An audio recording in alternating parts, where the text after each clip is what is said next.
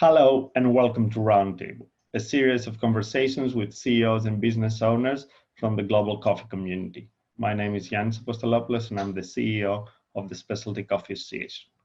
Special thanks to our series sponsor, Storm Barista Attitude. A blend of craftsmanship and high technology, Storm Barista Attitude is designed for the most demanding and experimental baristas, offering total control over brewing parameters. Learn more at stormbaristattitude.com. The coronavirus pandemic has brought the global economy to a halt, having an immediate and long-term impact on specialty coffee businesses and professionals. What are businesses doing to survive in this time of crisis? What are the experiences of those business owners who had to shut down or reduce their operations? Are there opportunities to be seen in those dark times? These are all questions we seek to answer in honest conversations with dozens of leaders in the industry over the next few weeks. We hope you enjoy today's conversation featuring CEOs of coffee chains from North America, Europe, and Africa. So hello, everybody, and welcome to another Roundtable series of webinars from Specialty Coffee Association. It's a pleasure and an honor today to have three distinguished guests from, I would say, the specialty coffee retail chains around the world. It's a pleasure to welcome Mr. Bryan Meehan, the CEO of Blue Bottle. Hello, Bryan. Mr. Paul Smith, the CEO of Java House in Africa. Hello, Paul. Hi. And Konstantinopoulos. And Mr. Konstantinopoulos, the CEO of Coffee Island in Greece. So I think this panel has a really good representation because between Blue Bottle having shops in the US, Japan, Hong Kong, and Korea, Paul, you have coffee shops in Kenya, Uganda, Rwanda, and I don't know that you're trying to expand in other countries as well, like Konstantinos, anywhere between Greece, Cyprus, UK, Canada, UAE, and China. I think we have a good representation to start discussing how this pandemic has disrupted, I would say, the business when it comes to coffee chains. And we've had discussions with small coffee shops, but I think going more into chains, we can see how this has affected not only the business, but the whole value chain and supply chain. Coming from, I would say, the bigger volume that specialty coffee chains has. So I would like to start with you, Bryan, asking, over the last couple of months, today it's May 21st, we've seen that countries has come into lockdown and easily but steadily, most of the countries are trying to reopen, setting new rules for coffee shops and how we will operate in the, I would say, hospitality business in general. So how has this affected your business and your operations? I mean, like everybody else, it's been a very tough time. We closed all of our cafes in the US. Interesting enough, we were able to keep our cafes in Korea open and Japan. And then about 3 weeks ago, we had to close our cafes in Japan. And then where we stand now is we've just opened our first cafe in Hong Kong, and that's been really successful, almost like normal. The 5 cafes in Korea are also open and performing well, and people are out buying coffee, which is really reassuring to see that trend. Japan is still in lockdown. We have just sort of takeaway only in about 6 or 7 cafes in Japan, and it's slowly but surely starting to come back a little bit, but it's still very early days. And then in the US, all cafes are closed.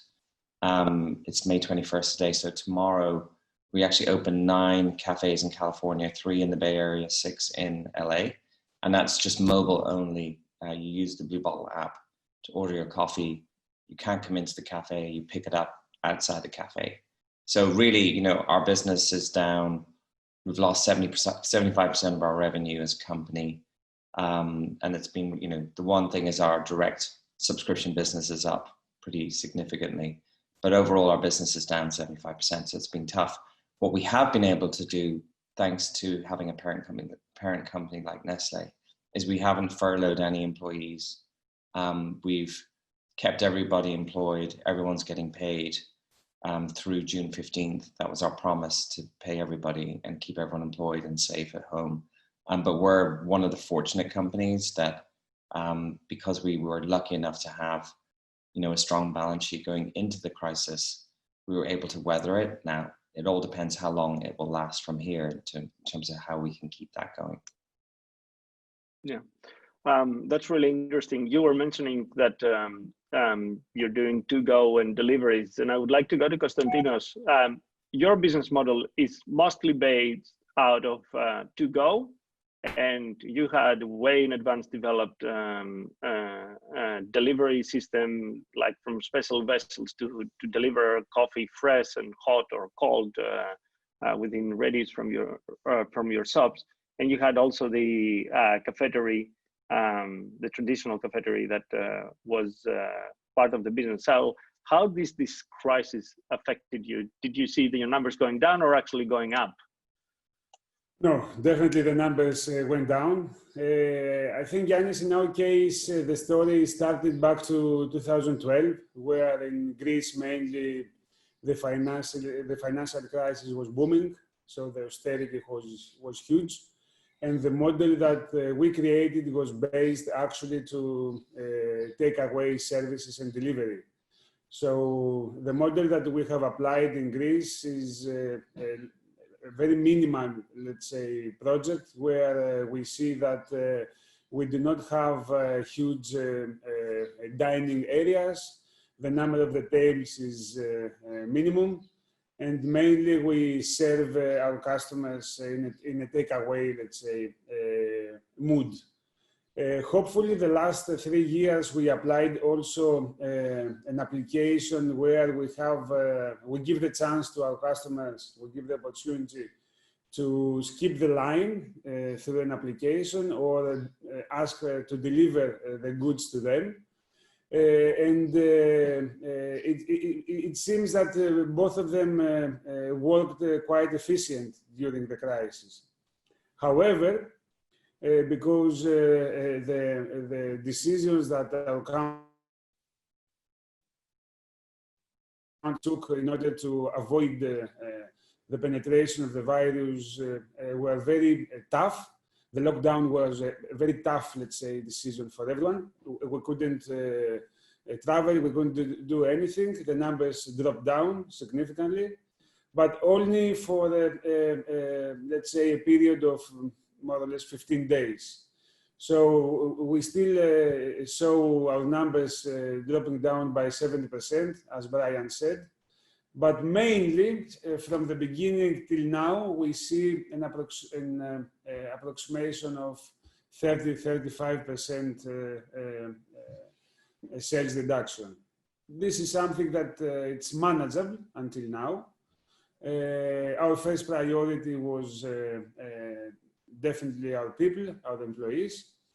And then I think because all of us here, we run chains, our role is a bit more difficult, let's say, because we have to decide about our franchisees. We have to decide about other people, and it's a great responsibility for us. At the end of the day, everything seems to be, let's say, smooth. We feel that the biggest threat avoided, and we still think in a positive way. That's really interesting. Paul, coming to you. In Africa, things are a bit different. We have curfews in countries like Kenya, and the life has changed, not just because of lockdowns. And we know that the healthcare system there, it's not at the standards maybe in which is in Europe or the US or even in Asia, and people literally live day by day. So what has been the challenges from your side? Yeah, well, just to start off with, Java is a coffee-led casual dining restaurant, really. So We have 2 or 3 other brands as well, and one's a pizza brand, one's a chicken brand. We also have a 3,500 square meter food production facility as well, which we do B2B on, and a number of other things. So, I mean, in terms of us, the first sort of virus confirmation in the country was exactly 2 months ago, 20th of March.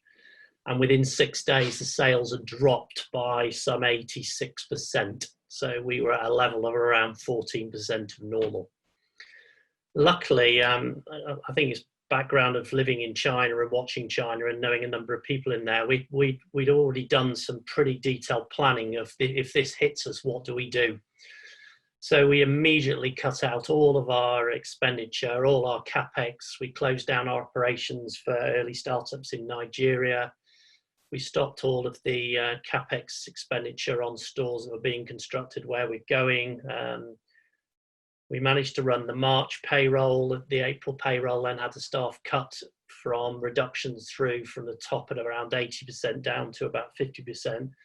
So we could keep people with some salary. We sent everybody on leave straight away, and then sort of manage that through. We dealt with the landlords in a way which is basically saying, look, this is what we can stand, this is what we can do, we'd like you to work with us. And I have to tell you, 80% of them have pretty much come round to that idea with us and are working with us. We also started immediately a consortium group of landlords so we could bounce ideas off. We started a suppliers consortium. We started groups on debtors and creditors on where we were and what we owed and what they owed us. So we got onto that within a week, really. Where that sort of led us is we are currently, the whole of April carried on trading at roughly that level. May has come back a little bit, but only by 2 or 3 percentage points. And we've pretty much cut everything back to where it should be. I'd say about 1,800 of our staff are now on leave or are about to go into furlough by the end of this month. So it's been a pretty drastic sort of situation for us in terms of where we are. And also we've had Uganda who have done different sort of scenarios as well. There was a complete lockdown in Uganda. There was a slightly different one in Rwanda. We then had the government said we're releasing it slightly and you can open up, but the SOPs around that were tricky. So we can only open up where we're able to keep social distancing within a 10-meter square area of 4 people. The kitchen can only have people who can operate at least a meter away. And anybody who runs this sort of business knows how difficult that is. All of our staff have to be tested for COVID-19 every 2 weeks. We have to put a sink into the front of house so people can wash their hands. We need to make sure face masks are worn, gloves are worn, etc., etc. So when you analyse that, only about 19 of our stores were able to reopen on a very socially distanced place. And the cost case on that, when you add all those costs in, we needed to see those stores double in their existing levels to remain open. Now it's early days, but they've only been open 3 days. There's some signs of reasonable increase on that, but certainly nowhere near the levels we're used to. The other thing I think we did differently was that we spent a lot of time also at looking at the consequential thinking around the decisions we were taking now, how that would impact when we came out of this. And what the business changes would need to be in place. In Kenya, a lot of our vegetables are grown on 13, 14-week cycles. And as there was no market now, people have stopped planting. So we're likely to hit supply chain issues by July time. We know our meat suppliers have had an overglut of supply and have had to slaughter because they weren't able to keep the feed costs of all that going. So there's likely to be an issue on meat supplies coming through. So we're dealing with that at the moment. So there's been a number of knock-on issues that we're having to deal with. But at the moment, I'm happy to say that we have 2,500 people working for us and 2,500 of them are still employed. And that's pretty much where we are at the moment. That is amazing. Like I understand that the most important factor on every crisis, and especially this one, it's not just the health factor; it's the financial factor that affects a lot of people's livelihood. And it's really compelling to hear that most of you are keeping all your employees and are trying to keep them going, because I think that is a really positive message here. But you mentioned about supply chains, Paul, and I would like to go a bit onto this one, because coffee in general, it's a bigger supply chain, and there are too many people, I would say, involved. And we've heard a lot of disruptions within the supply chain on the coffee supply chain as well. Like we've heard problems with moving goods, with ports. We heard also your own specialty coffee business. A lot of the coffees of a bit higher cost of production, the demand has collapsed because of the small medium businesses that they have come into a stop. How do you feel that this will affect the supply chain when it comes to more expensive coffees, but in general as well, and specialty coffee as a movement and the values that it stands for? And I would like to start, with you, Paul. Yeah, I think it's interesting, because one of the things that we've immediately done is that I believe that there will be an impact on global supply chain for at least another 12 to 18 months. So therefore, companies are going to need to move into locally grown supply bases as far as they can do. Now, I'm very lucky. I live in a place that grows some of the most stunning coffee in the world. And we can move it around relatively easily compared to others. I think a lot of companies are going to struggle with that.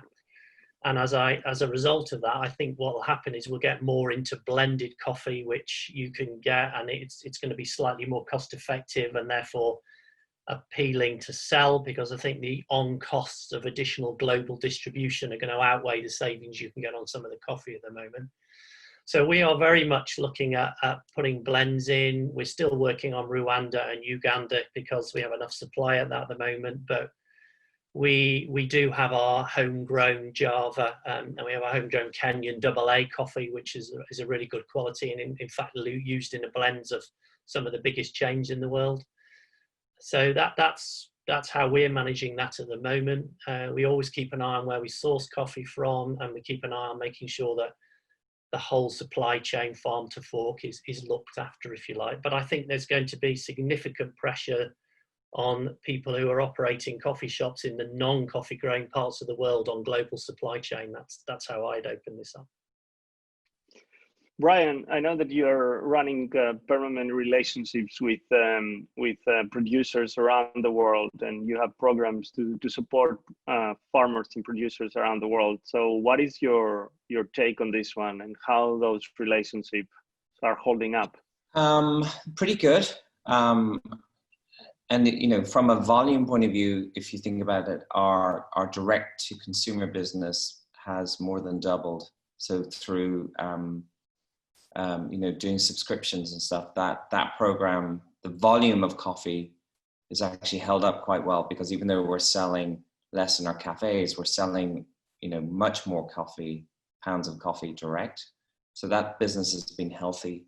But the other thing is we just launched our Exceedingly Rare program, and last week we introduced La Lia from Costa Rica, and that sold out I think within 2 days. And so just for me, what it meant was sort of seeking out the best growers and the best coffees in the market. And I still think more than ever the demand for really great coffee that's been very carefully produced and sourced and roasted, the demand is higher than ever for that right now. It's just that our normal channels of selling that cup of coffee in a cafe don't exist right now, but there are other channels, and those channels are working pretty well, I would say. So I'm optimistic. I mean, there's going to be, as Paul said, there's going to be disruptions in the system of supply. That's inevitable, but I think it'll sort itself out. Yeah. And I think also as an industry, we have to then think about supporting communities that have really been hit hard. And that's where, we rely on this association and the community to sort of make sure we all know what's going on, because we can all be very focused on our own businesses. But we've kind of looked after ourselves, looked after our communities, looked after our guests. We have to make sure we look after our growers and their communities too. That is really interesting, what you're saying. Konstantinos, I would like to ask you the following. Like, I had conversations with producers, And on the panel, I heard both sides of the story. Producers that they were saying, okay, we're suffering because we've invested too much into high quality, high cost of production coffees, and there is no market out there anymore. But producers that they're saying, so we're reaching out to our customers and we're extending credit terms and we're extending, I would say, our support to the coffee shops because we need our customers to survive. And it was the first time that I saw that reversing on the supply chain from really good producers. So you have relationships with producers all around the world. And Bryan was saying that he sees that the demand for high quality coffees is out there and that the consumer is start building around that. So what is the feeling that you have from where you operate in Europe? First of all, I think, Yannis, we need this situation is a very good example why we need to further improve the penetration of the Specialty Coffee Association to the industry globally. One of the main, let's say, values of the association is that this is not only about coffee, this is about people. It's not only about specialty coffee, it's about specialty people. So I think that at the end of the day, what stays, what remains, let's say, is that we need to be honest with our suppliers. We need to see them as an extension of our enterprise and build a win-win collaboration. In our case, we work very close with our producers till 2012, 2013, I think. We had very difficult times back to the ages. They had also difficult times. And I think that the definition of sustainability is not only about the environment, it's not only about the quality, but it's always about the consumption.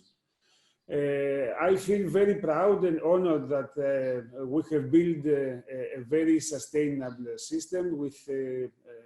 We work with great people, with great farmers, and the only thing that we change is that we change a bit the contracts that we have, and we try to send them some money, let's say, in advance, in order to support them and convince them that, look, try to do your best. We are going to stay there. We are going to stay alive, because I think that the producers right now need to feel, let's say, safe that, don't worry, guys, we are going to make it. On the other hand, I think that now it's a great momentum for the consumer also to realize what is the difference between specialty coffee and commercial coffee. What is the difference between a fully traceable, let's say, coffee and a coffee without identity, just a blended coffee from wherever. What we see from our database is that there is a huge demand from the customers now to understand the reason why we have to buy this coffee, why we want to do this or that. And they are very skeptical about everything that they consume. And I agree with Bryan, it's the same trend. Customers now need to buy things, need to buy coffee that makes them feel proud. So pride is the main definition that we see as a trend. And I think a good quality, a high quality coffee, totally traceable with a specific story behind, it's the answer to the situation that we face. Yeah, I hear you. I think one of the main outcomes of this, and what I want to hope as a human, is that we're going to go out and rethink the values and what is really valuable for us. Because I want to make sure, and not to confuse people here, that we're talking about two different things. One is specialty graded coffee, and the other is specialty coffee. And specialty coffee, it's more like a movement that speaks about the value of how we make that value chain more equitable and sustainable and thriving as an activity for the whole value chain. And I think those are the values that we need to bring forward, not only to consumers, but to everyone in the supply chain. And hopefully that disruption through the pandemic will make people to rethink what they really value. So I think that it's a good segue, I think, to go to a bit of a different, I would say, subject. How this has affected you as leaders within the coffee industry. Like, you're leading organizations, people are depending on decisions that you're making with your teams, and the burden it's really I would say heavy, and you're setting, I would say, the tone and the example on how we navigate in this crisis. So Bryan, if I may come to you, how this has, I would say, reinforced or shaped you as a leader during this period? Just repeat how it has what? How has changed your leadership, I would say, if it has changed? I think it might have reinforced what you have been standing for all these years, or has shaped a bit different parts of that. Yeah, I mean, I'm Irish, so I come from a European background, and it's incredible to watch in America how at the press of a button, in the blink of an eye, people get furloughed, they get laid off. The first thing that happens in America is, something goes wrong, let's fire our workforce. And I was just amazed at how quickly people did that. Now I know people go into self-preservation mode and you need to protect your business and your shareholders. But at Blue Bottle, I suppose with my leadership and James and the whole organization, it has always been one of the words that's very dear to our heart is the word care. Like, we care very deeply about our people. We care deeply about our producers, our guests, about how our cafes look, how our coffees taste. And I think that's coming through even more now. And I will say we are very fortunate that we can afford to pay our employees right now. But we also know that, when we've checked in with our team, I think there's like a 99.5% approval rating of Blue Bottle from our 1,500 employees right now in the company. So I feel it's been a great investment, and that we put so much into training of our teams that just to say, in a blink of an eye, you're no longer important to this organization is something that we thought very carefully about. And, it takes us between a month and 2 months to recruit and train up a barista properly. Why would we furlough someone or just sort of let someone go that quickly? So we thought about that, and I think more than ever that's important. Just the human spirit is really important for us. How we treat people, not just in our own surroundings of Blue Bottle, but in our homes, in our communities, our friends. Just reaching out to anyone in need has been really important. And then finally, Blue Bottle, and I know that I have a reputation for being very focused on climate change. And people ask me now, is that now got a back seat, and is something else going to take priority to climate change? And no, that's still more than ever. I think the basis of where this crisis has stemmed from is a breakdown in the climate. And so more than ever, Blue Bottle, we obviously have to get our cafes open. We have to reassure people that it's safe to come. We have to make sure it's safe for our employees to work in our cafes. Once we're through that, the environment and climate change is still at the forefront of our minds in terms of what we can do, the gift that we have at Blue Bottle, what we can do to educate the world that climate change, the issues around climate change exist more than ever, and we have to do something even greater and even more immediate to change that. Yeah, I think it's important. People are important, and climate change will not go away because we have another issue that it's like just in front of us. It's a bigger issue that underlies there. It's a bigger issue than the COVID-19. Exactly. and like it might not be instant, like COVID-19, it's there in front of us and it's big, but it's bigger, and the effects are will be much greater for the humankind in general if we don't deal with that. I'm also surprised about the US. Like, I moved in the US a year ago, and the mentality about, like, there is a whole business philosophy in the US about people, but when the crisis hits, people are the first one to go, and it's not in European culture, as we would say. I think that the value of people, it's the most important thing we have in every company, and companies are made by people and assets, but people comes, I think, before assets.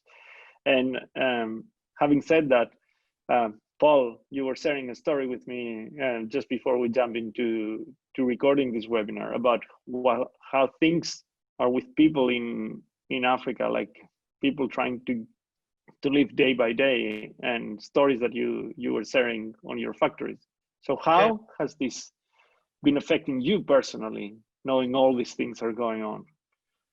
I mean, I've pretty much worked all over the world, so Africa was a great new challenge for me, and I describe Africa as one of the best challenge there is. It's cleverly disguised at the moment as an insolvable problem, but we'll figure it out, you know. And there are things in there that are different. But I mean, Java cares as well. There's a strap line with us, who's Java love, and we're known for Java love.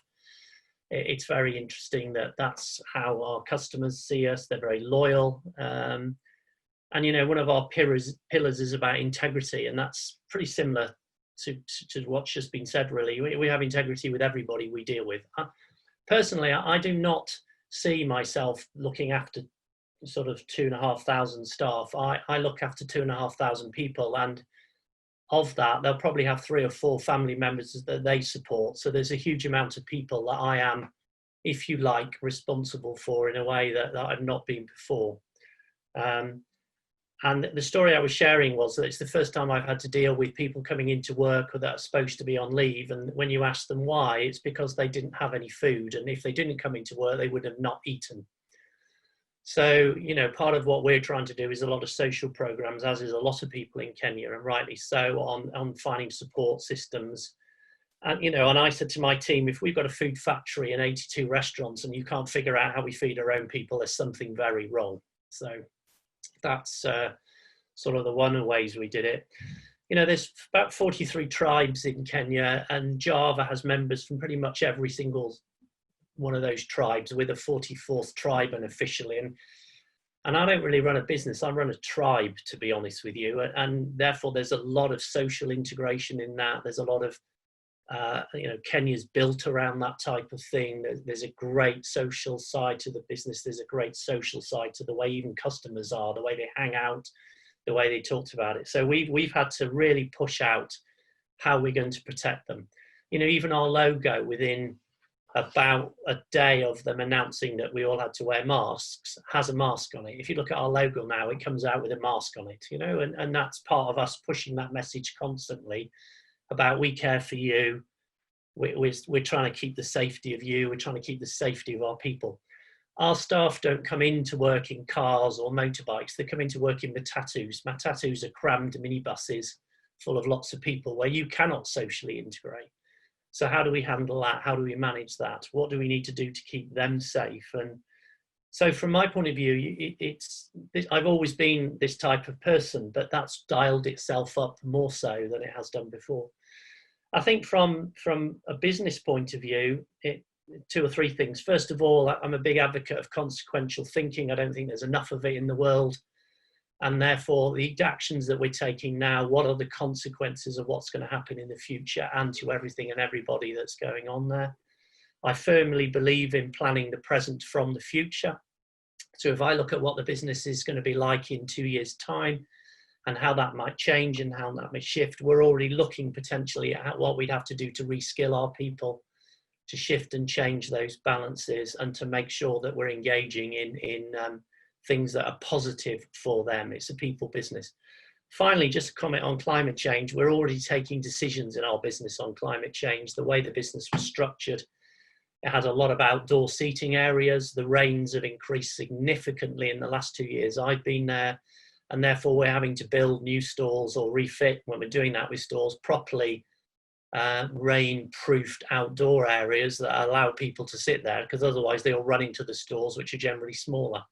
So there are things like that we're already having to look to do for the future. And but I think the biggest single thing for me is just really dialing it up that you are very responsible for a lot of people's lives. Yeah. In where you are. And building on that, Konstantinos, coming to you, you were saying that you're making decisions for other people that are your franchisees. And I guess your whole model is based on franchisees.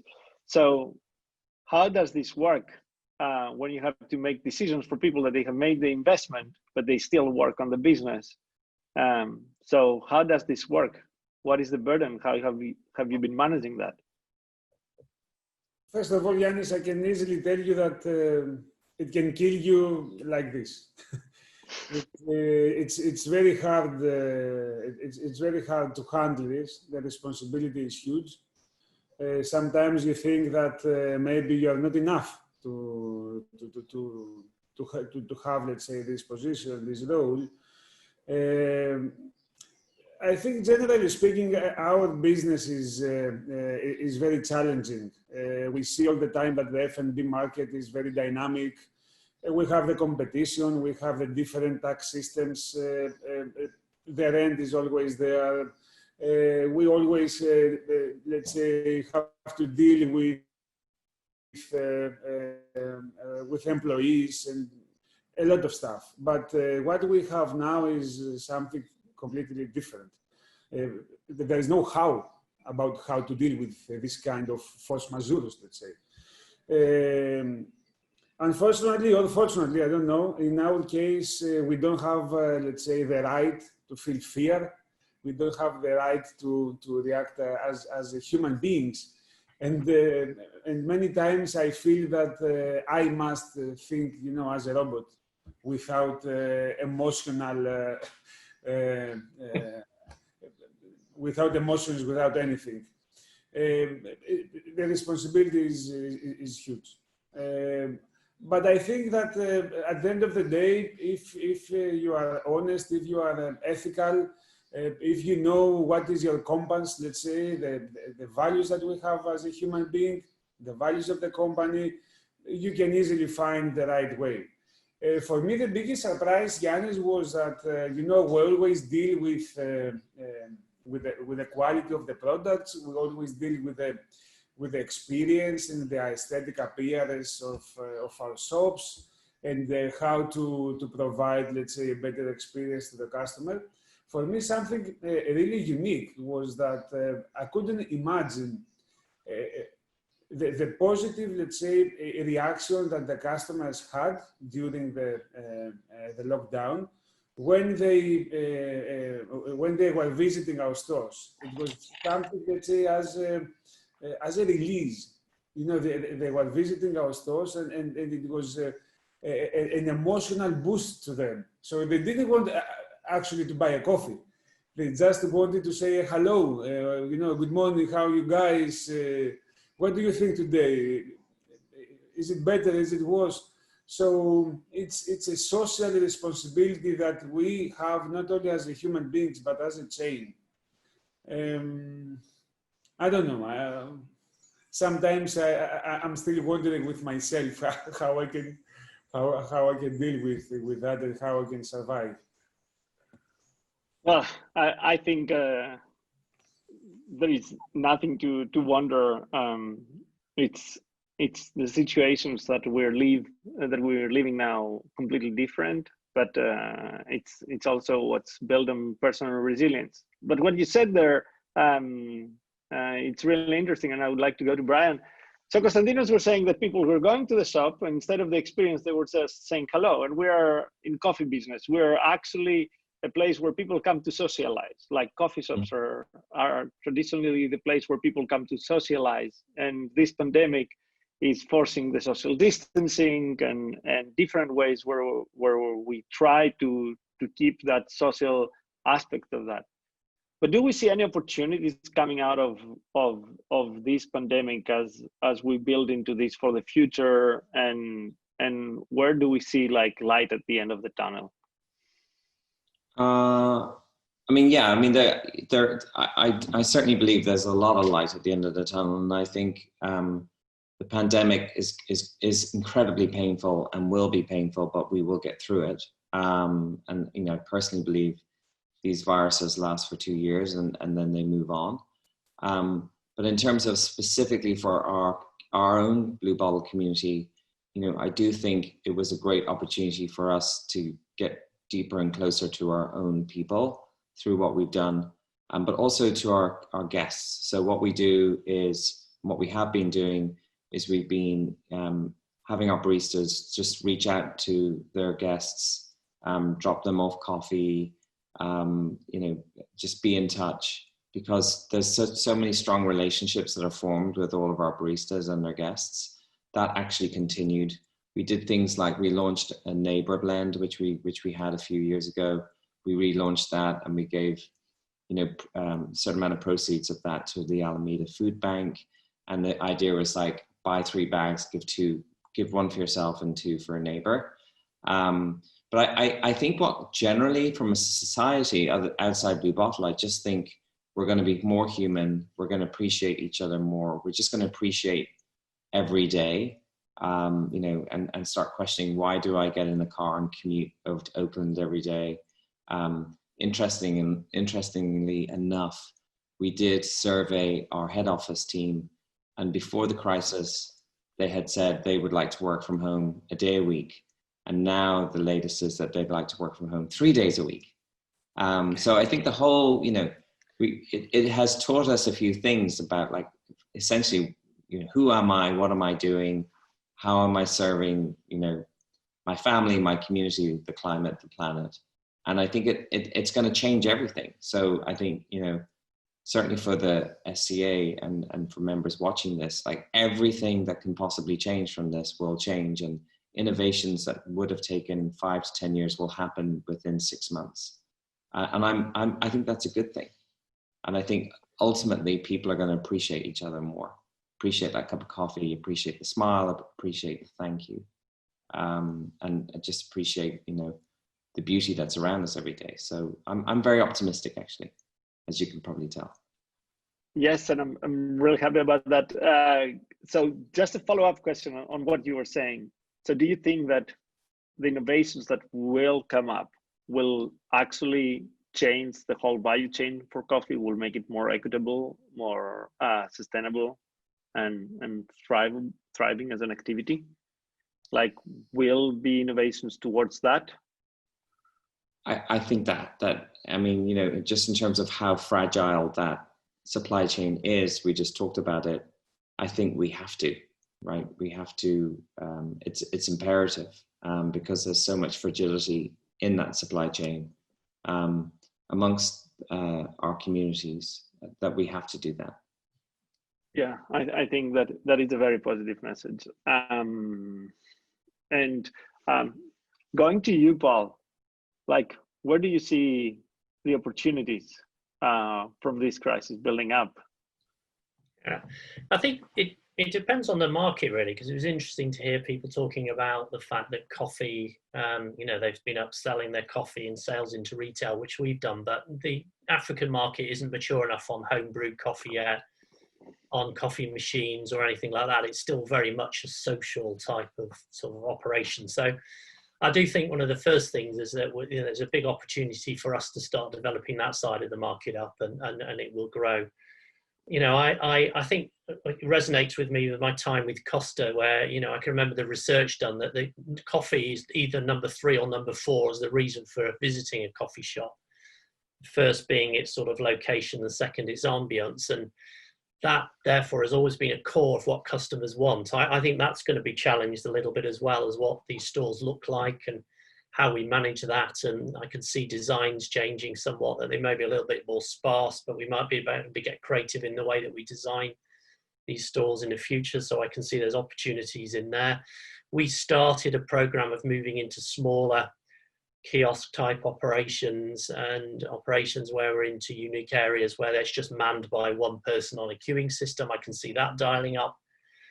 But I think just going back to the previous point was made, is why did we get ourselves in a position as a human race of taking 6 months to 2 years to make a decision about anything, you know? And I think there's a big piece of opportunity here to just revisit some of those questions as to why. I'll give you a great example. We had one of the challenges that you have in a place like Africa is when the authorities one day decide your store's built on riparian land, and you get a phone call at 5:15 in the morning and there's a bulldozer outside one of your stores and they're knocking it down. And by the way, there's still people in it. And you know, we managed to strip that store out in 3.5 hours. And this was a 300 square meter store. 3.5 hours we stripped it out. And the rest is history, and it's another story. But I had somebody say to me the other day, oh, it's going to take me 4 months to close that store down. And hang on a minute, you did one in 4 hours. Tell me how that's going to work. And I think we're going to have to get a lot more challenging of ourselves on speeding things up and what is causing the resistance and what are the elements that stop decisions being made. And we talk about empowerment. Well, I have a view on empowerment. I don't empower anyone. People empower themselves. It's my job to create the environment. I think those environments are going to have to be created better. And I think the opportunities of giving people those environments and to let them work in ways they've never done before is one of the challenges that we will face.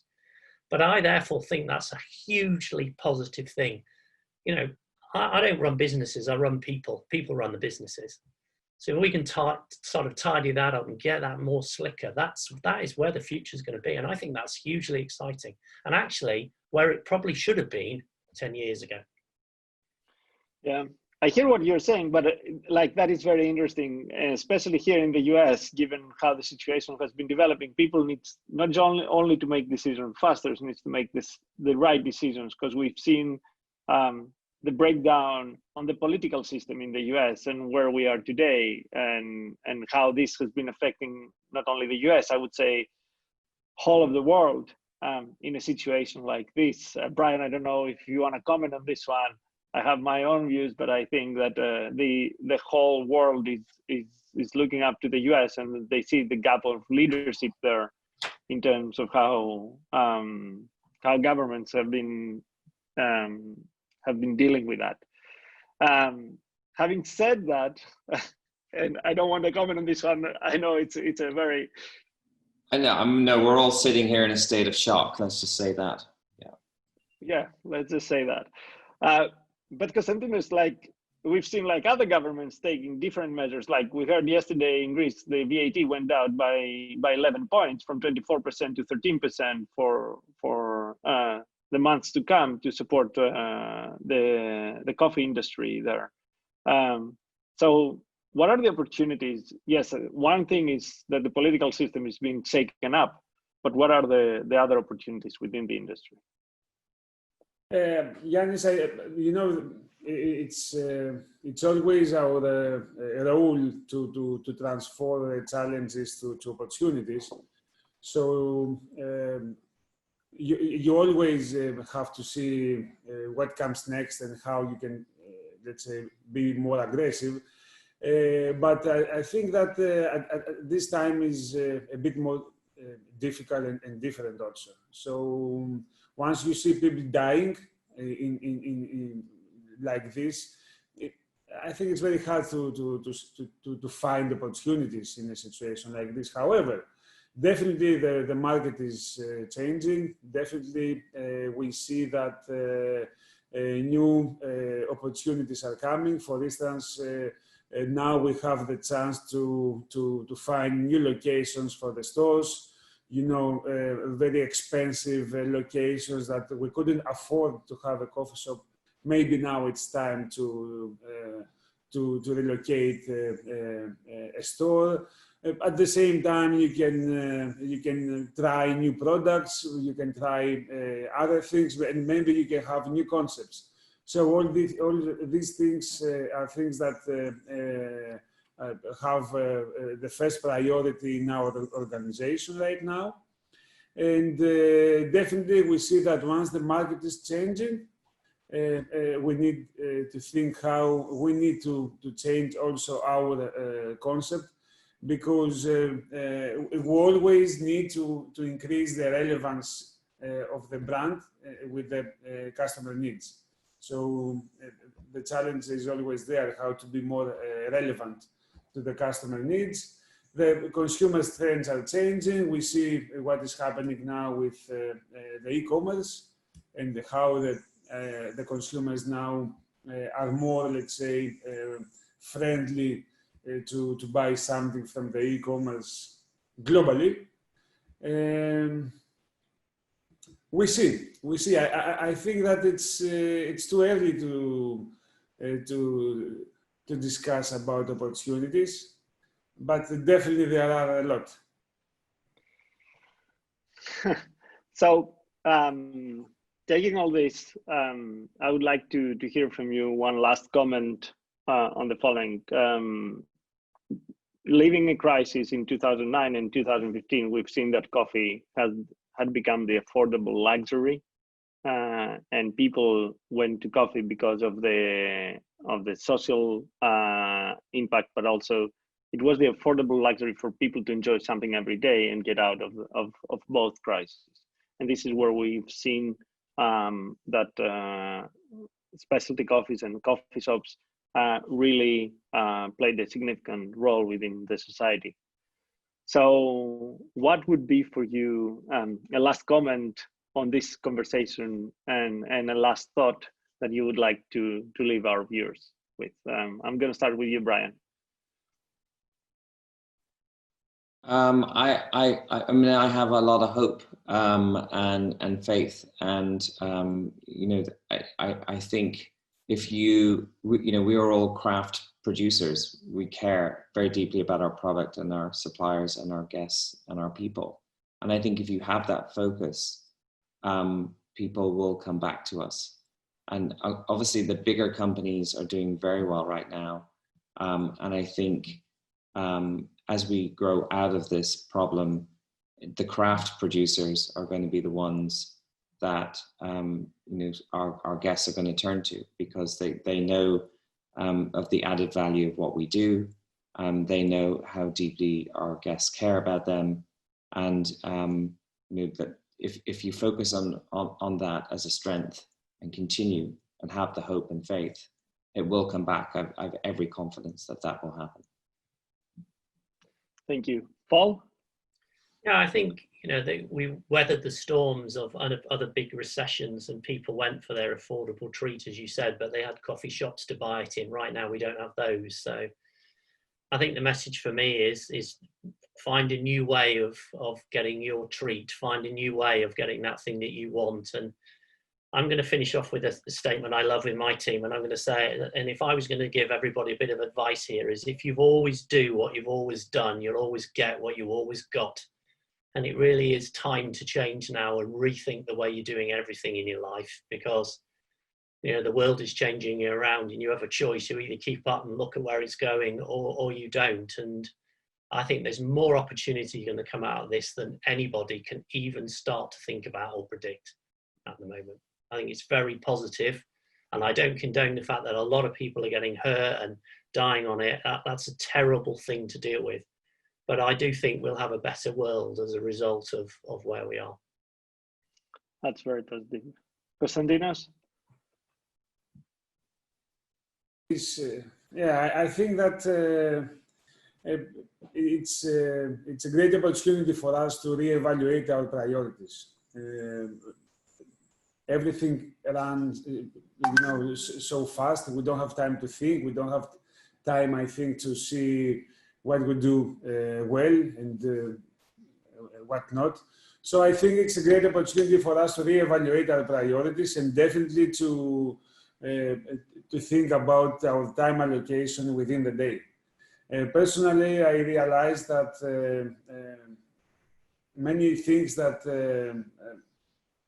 are not so important for me, you know, needs a lot of time within my day. Many things that I would like to do, for instance, to spend time with my family, or to have, let's say, a very good conversations with my friends, or maybe with suppliers or with customers. I did have time too, because I have other things to do. So I think that at the end of the day, that's a great opportunity to pause everything and just think and reevaluate the way that we live. And definitely, at the end of the day, our planet can survive without the human beings. So the planet will stay there. The planet doesn't need the human beings to survive. So it's our, let's say, responsibility to see what we have to do in order to be welcome in this planet. So with this, it has been an honor and a privilege actually to have you all here today on this panel. I would like to thank you so much for your time, and I hope that you enjoyed it as much as I did. So thank you all so much. Thanks, Yannis. Thank you. Stay safe.